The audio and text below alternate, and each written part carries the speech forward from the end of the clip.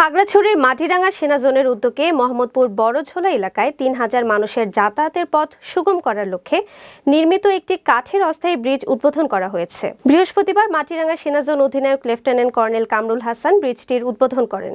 এ সময় জোনের উপ অধিনায়ক মেজর মোহাম্মদ মুরাদ হোসাইন, উপজেলা পরিষদের চেয়ারম্যান রফিকুল ইসলাম সহ আরও অনেকে উপস্থিত ছিলেন।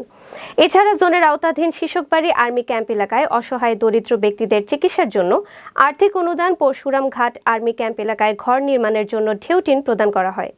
এদিকে মাটিরাঙ্গা থিয়েটারের উদ্বোধন করেন জোন অধিনায়ক কামরুল হাসান। এ সময় মাটিরাঙ্গা থিয়েটারকে প্রায় 2 লাখ টাকার বাদ্যযন্ত্র উপহার দেন তিনি।